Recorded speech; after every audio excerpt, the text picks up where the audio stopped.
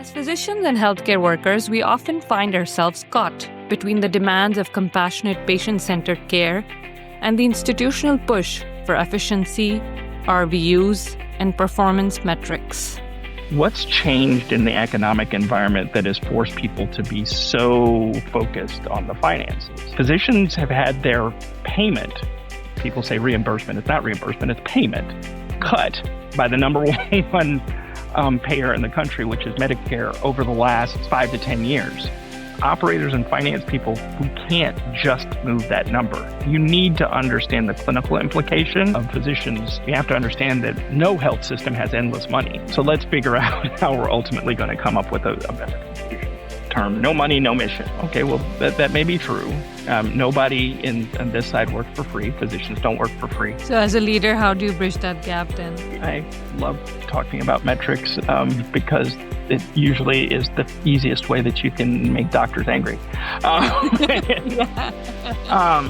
Why do you think healthcare providers are burnt out, less resilient? Whether people want to recognize or not, burnout is an economic concern as well. This isn't simply about, you're not resilient enough and that the older generation is harder than you are.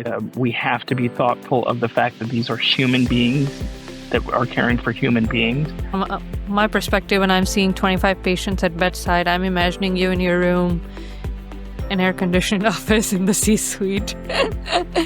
I just want to know what your challenges are and how you're thinking every day. I'm a huge Ted Lasso fan, and when lots of people say it, but I believe in the inverted triangle. I work for them, they don't work for me. Funnily enough, I'm not in my office. I haven't been in my office in 2 weeks. And that's not because I've been on vacation. I've had people just say, can you just give me a coffee maker? And we were like, what? That's the cheapest well-being intervention in the history of mankind. Oh, thank you, Dr. Fatima, for coming in on your vacation to see another 25 patients. That's a terrible recognition.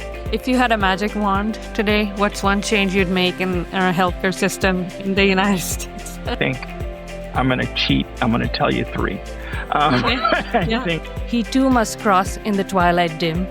Good friend, I'm building the bridge for him.